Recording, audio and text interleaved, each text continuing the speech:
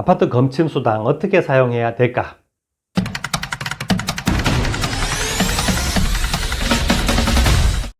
안녕하십니까. 친절한 생활연구소 김도영 소장 김소장입니다. 오늘은 아파트마다 한전에서 지급해주는 검침 수당을 어떻게 사용해야 되는지, 잘못 사용했을 때 어떤 처벌을 받는지에 대해서 이야기해 보려 합니다. 그 전에 여러분이 보고 계신 친절한 생활연구소 채널 구독과 좋아요 눌러주시면 영상을 제작하는 저에게 마음으로부터의 응원이 됩니다. 혹시 방송 보시다가 생각나는 의문점이 있다면 댓글을 남겨주시면 제가 정성껏 답글을 드리도록 하겠습니다.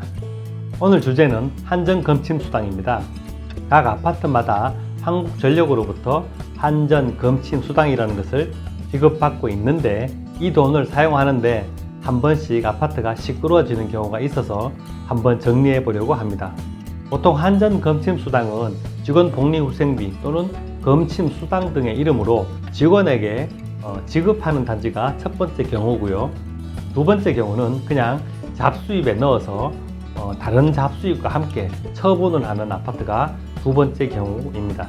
이 돈을 어떻게 사용하는 것에 대한 법적 논쟁은 이미 오래전부터 있었고, 오늘은 대법원 판례와 가장 최근 판례 두 가지를 정리해 보겠습니다.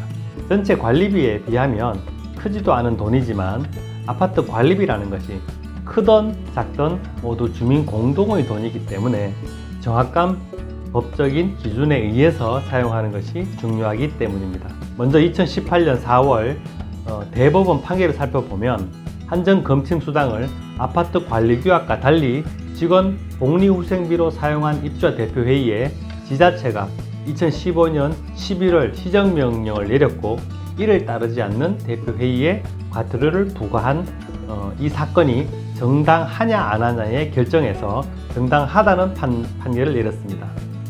경기도 용인시 처인구의 A아파트 관리규약에는 대부분의 아파트가 지금 똑같겠습니다만은 잡수입은 공동체 활성화와 주민자치활동의 촉진 비용, 그리고 입주자 등의 투표 참여를 위한 비용에 우선 지출하고, 잔액 중 입주자가 적립에 기여한 잡수입은 장기 수송 충당금으로 적립하고, 입주자와 사용자가 함께 적립에 기여한 잡수입은 관리비에서 차감하거나 관리비 예비비로 적립한다라고 규정이 되어 있습니다. 이 규정은 우리나라의 대부분 아파트가 거의 똑같이 되어 있을 것이라고 생각합니다. 여기서 조금 헷갈리는 것이 입주자가 적립에 기여한 잡수입이라는 용어와 입주자와 사용자가 함께 적립에 기여한 잡수입이라는 용어일 겁니다. 쉽게 말해 입주자가 적립에 기여한 잡수입은 공동주택관리법상의 입주자라는 용어가 건물의 소유자라는 뜻입니다. 따라서 입주자가 적립에 기여한 잡수입이라는 것은 주인이 기여한 거죠. 가장 좋은 예로 아파트 내의 어린이집 임대료 수입이 이에 해당됩니다. 입주자들, 즉 건물 소유자들이 공동으로 어린이집을 지어서 공동으로 임대를 놓고 수입을 얻고 있는 그런 사항입니다. 세입자가 기여한 부분이 없습니다. 이런 것을 입주자가 기여한 잡수입이라고 하고, 두 번째 용어인 입주자와 사용자가 함께 적립에 기여한 잡수입이라는 것은 지금 살고 있는 사람이 적립에 기여한, 쉽게 말하면 파지 판매금이든 광고료 수입이라는 것들이 이에 속합니다. 지금 살고 있는 사람이 파지를 버리고 광고를 보기 때문에 들어오는 수입이라는 거죠. 그럼 이 둘은 왜 다를까? 입주자만 기여한 잡수입은 건물주들이 기여한 것으로 건물의 중요 부위에 보수를 하거나 또는 그때 사용할 장기수선 충당금에 적립해서 건물주의 이익 또는 비용을 절감하는 쪽으로 해야 된다는 뜻이고, 입주자와 사용자가 함께 기여한 잡수입은 관리비를 차감해서 가능한 한 빨리 전체에게 비용을 돌려주라는 거죠. 또는 관리비 예비비로 적립했다가 가까운 미래에 다가올 비용을 빼주라는 의미입니다. 그럼 이 두 가지 의미를 알고 판결문을 다시 한번 보면 재판부는 한전 검침 수당은 입주자, 즉 소유자가 적립에 기여한 잡수입이라고 봤습니다. 내용을 살펴보면 이 아파트 대표회의는 관리규약에 정한 방법과 달리 한전 검침 수당을 관리 직원의 복리후생비로 사용했다. 관리규약대로 하면 장기수선 충당금으로 모두 사용해야 되죠. 하지만 복리후생비로 사용했다는 것이 잘못되었다고 2015년 11월 처인구에서 검침수당 사용에 대해서 시정명령을 내렸고, 이를 이행하지 않아서 대표회의에 과태료를 처분한다라고 되어 있었습니다. 대표회의는 과태료 처분이 잘못됐다고 불복을 해서 이의 신청을 했지만, 법원이 대표회의가 입주자가 기여한 잡수입을 검침수당으로 지급해버렸기 때문에 관리규약과 다르다, 말하자면 장기수선 충당금에만 적립해야 되는데 다르게 썼다고 하여서 과태료 처분을 한 것이 적법하다고 설명했습니다. 이와 달리 올해 2020년 10월 의정부 지법의 판결은 조금 달랐습니다.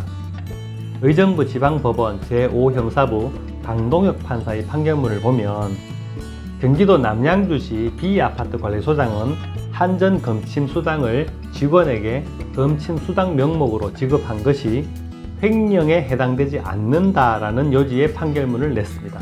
배경 설명을 드리면 2008년 10월부터 2016년 12월경까지 한국전력으로부터 매월 작게는 29만 4,400원부터 조금씩 올라서 매월 30만 4,400원 정도를 97개월 동안 총 2,865만 7,200원 정도를 검침수당으로 받아서 이를 직원들에게 지급했다. 그래서 이것이 횡령이라는 혐의였습니다. 한 달에 30만 원 정도 되는 이 돈이 97개월 모이니까 약 3천만 원의 돈이 되었습니다. 재판부는 2005년 최초 계약 당시 입주자 대표회의가 아니라 관리소장을 당사자로 하는 아파트 종합계약이라는 전기사용 계약을 체결하고, 그 계약 내용을 보면 관리소장이 호별 전기사용 검침을 원활히 수행하게 지원하기 위해서 한 세대당 몇백 원의 지원금을 지급한다라는 조항이 있다고 설명했습니다. 원래 전기 공급과 검침 업무는 한전의 업무지만 편의상 관리소에서 검침 업무를 대행해 줌으로 인해서 소정의 검침 수수료를 주는 것이라고 해석했다고 볼 수 있습니다. 또 검침 수수료가 입주민이나 대표회의의 소유에 해당된다고 볼 수 없다고도 설명했는데요. 이 아파트는 이후 2011년 대표회의를 당사자로 하는 전기사용 계약을 새롭게 체결하여 수수료가 대표회의에 기속되고, 이는 공동주택 관리로 인해서 발생하는 관리외 수입 또는 잡수입으로 관리소장이 업무상 보관했다가 사용했다고 볼 수 있다.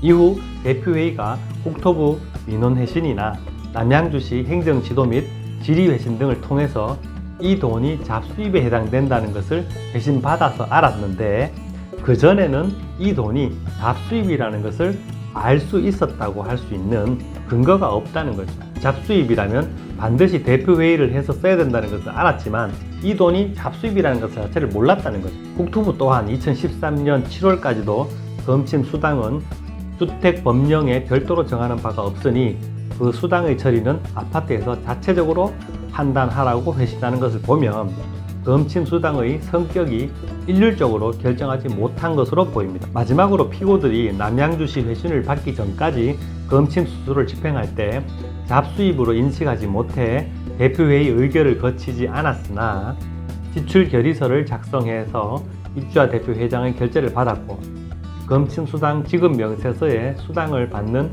직원의 서명이 있는 등 나름대로 투명한 절차를 거쳤기 때문에 이 사건은 범죄 사실의 증명이 없는 경우에 해당되어 무죄라고 선고했습니다. 두 판결을 함께 살펴보면, 첫 판례는 한전 검침 수당은 잡수입 중 입주자가 기여한 부분이기 때문에 관리규약의 규정에 따라서 장기수선 충당금 이외에 사용하면 안 된다는 내용이고요.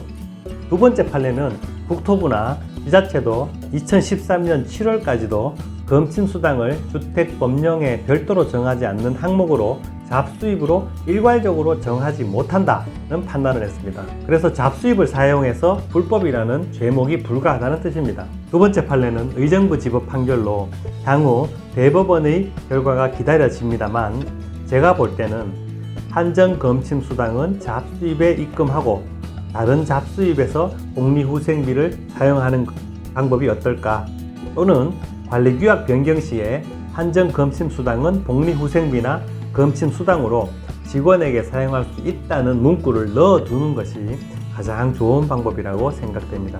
오늘 정보가 도움이 되었다면 오른쪽에 구독과 왼쪽에 좋아요 버튼 한번 눌러주시는데 돈 들지 않습니다. 시간 2초 정도 걸립니다. 그럼 친절한 생활연구소 김도형 소장, 김 소장 물러가겠습니다. 감사합니다.